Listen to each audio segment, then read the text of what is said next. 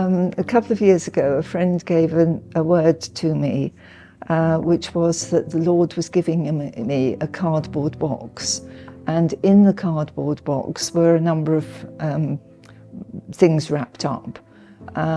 She took the first one out and it turned out to be a gravy box. And she said, "My question to you is, what is in the bottom of the box?" Now, at that point in time, I couldn't think what could be in the bottom of the box. So I went away, and after over the next 10 days, I thought about it, and then started to write down what I was finding in the cardboard box. And I'd like to share with you what I've written about it. I'm in a room which is quite spacious. It's beautifully furnished, including a dining table with 2 chairs in the centre. On the floor next to the table is an open cardboard box containing a number of parcels, individually wrapped in crisp white paper. The rosewood table already has a beautiful white tablecloth on it, of the finest linen with a wide, delicate lace border, and the matching napkins indicate 2 places. I go to the box and take out the first parcel, which is the sauce or gravy boat. It's white and of the finest china, with an outline of a gold rose engraved on the side. It's something like this, only it was gold.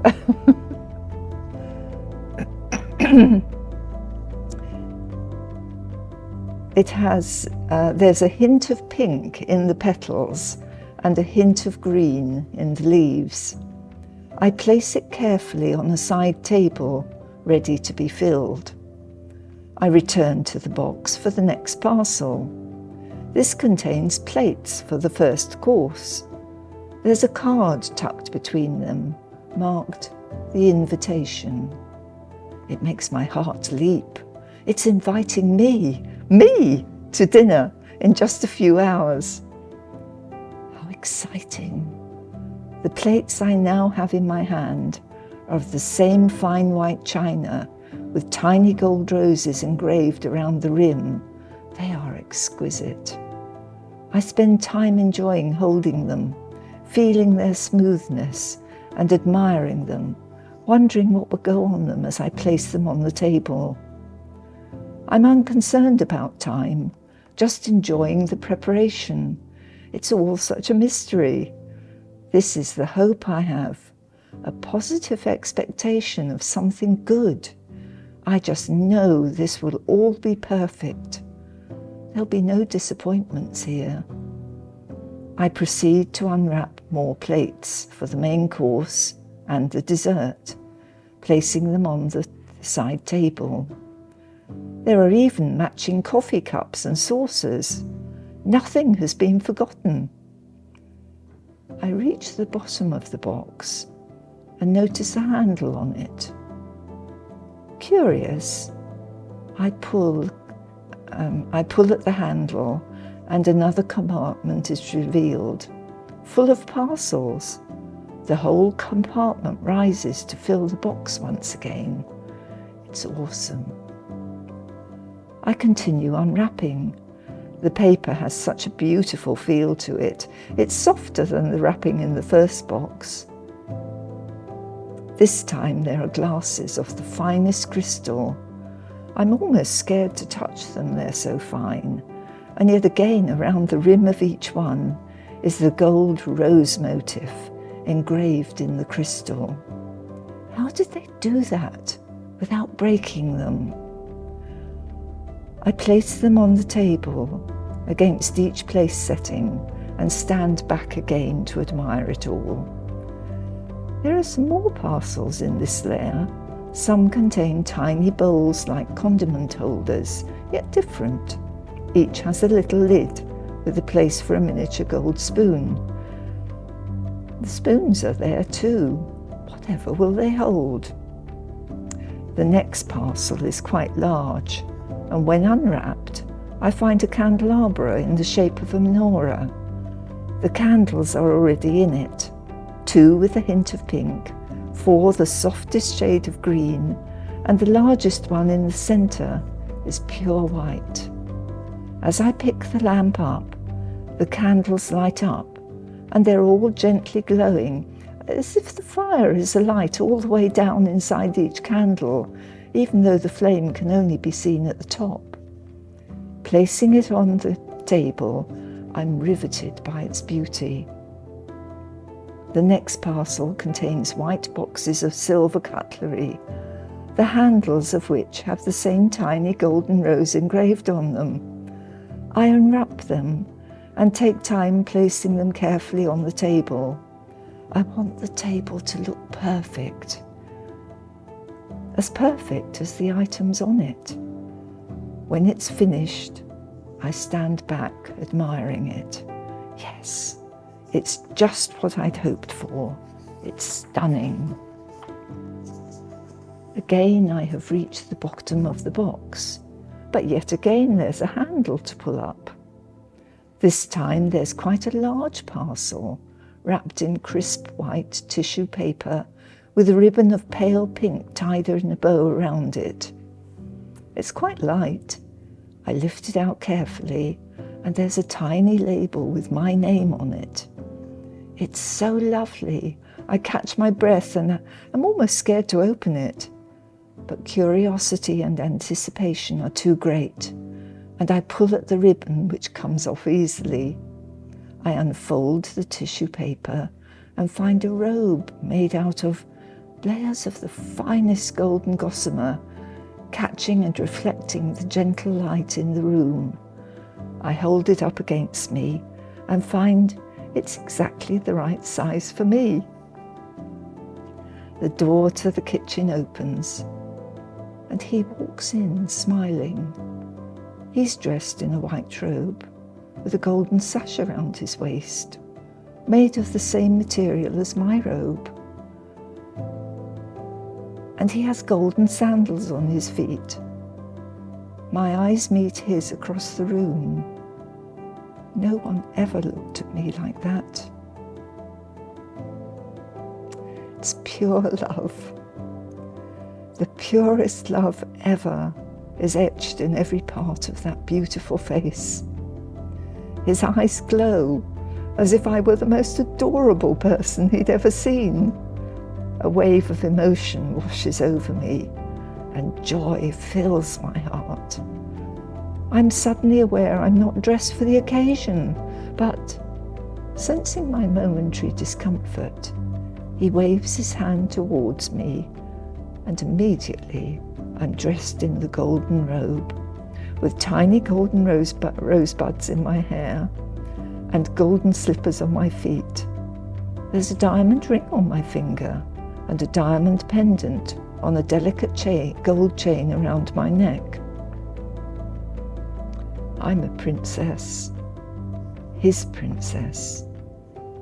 He laughs when I look at the table to see if I'd missed anything, and I see it's been completed with a bowl of roses that fills the air with their perfume, and they're singing a mysterious, haunting melody which seems to fill the atmosphere in the room. An almost imperceptible beat is in the music, inviting us to dance, and he takes me in his arms, and we seemingly merge into one as we dance around the room with a gentle abandon that fills the moment. This is the purest of romance, as we swirl smoothly around that room to the music of the roses. I feel the utter fulfillment of joy and shalom. I sense a complete transformation taking place as tiny rainbows flow around the room from the beautiful white candle on the table. Life is pervading every part of my being. Oh, let time stand still. That's the plea of my heart. I never want to leave this moment. I want it to last forever. When we finally stop, he moves to the table and indicates for me to sit in the chair he's holding for me. Nothing in my life has prepared me for such a perfect experience. He speaks, but no, he doesn't. It's as if I can hear his thoughts. They're like the softest of whispers that fill the room around me. I have waited so long for this moment. I have watched you grow from the moment you were conceived, and I was there right at your birth, right until this day. When you were hurt, I felt your pain. When you smiled, I felt the warmth of your smile around me. As the years passed, I filled that box for you and this house with things I knew would delight you, and it was with great anticipation I prepared this room for our meeting here at last. Now we will be together for all eternity. Nothing will ever separate us, and nothing will ever hurt you again. This meal, which includes the bread of heaven and the wine from the vine, confirms my everlasting covenant with you. As he says this, he takes the carafe of red wine and pours some into each of our glasses, then picks one up, and with eyes full of love offers it to me. What an exquisitely holy moment. With almost trembling hands, I receive the glass and look into its depths. The reflections of the light in the room on the surface of the wine momentarily form a tiny cross. Even as I watch,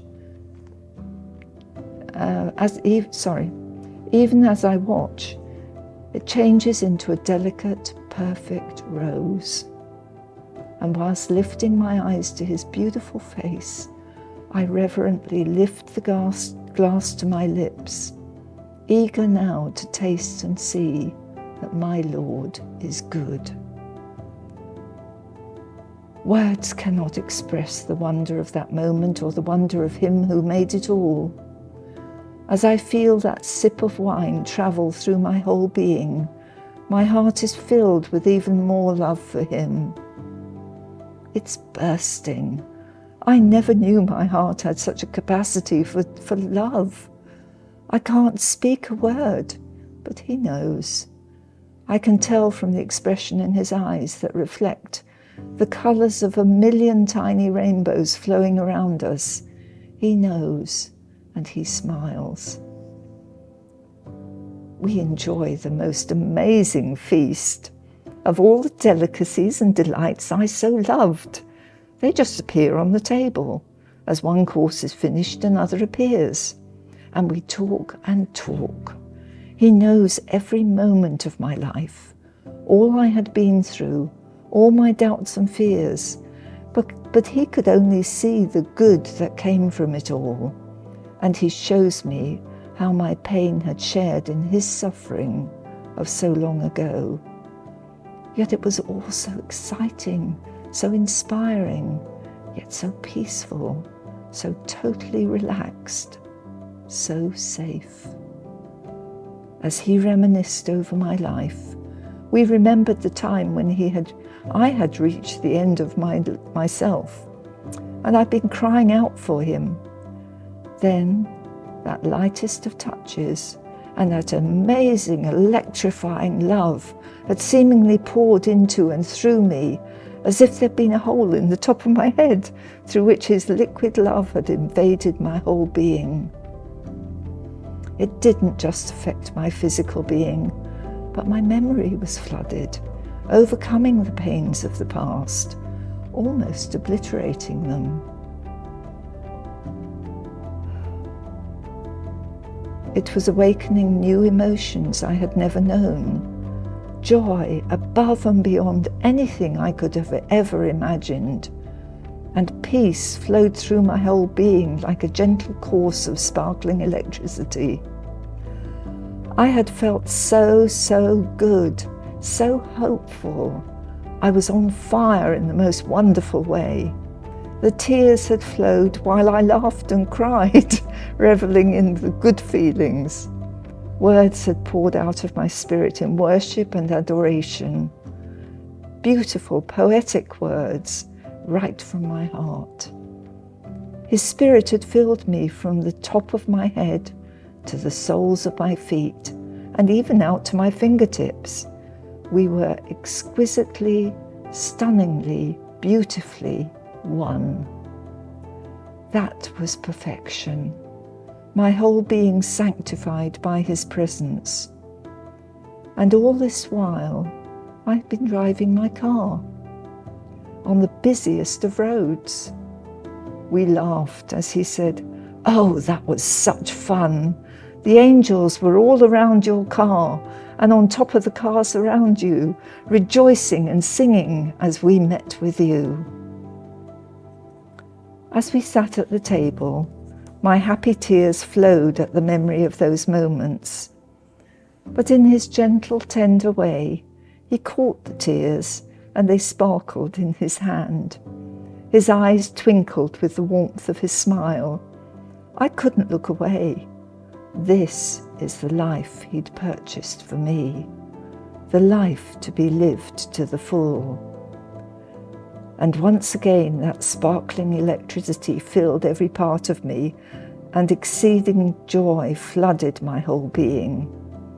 My heart and soul were captivated by his presence, and yet, a moment later, my heart and excuse me.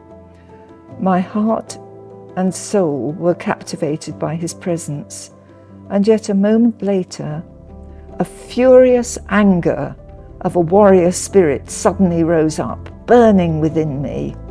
It overwhelmed me at the wasted years and what the enemy had stolen from me.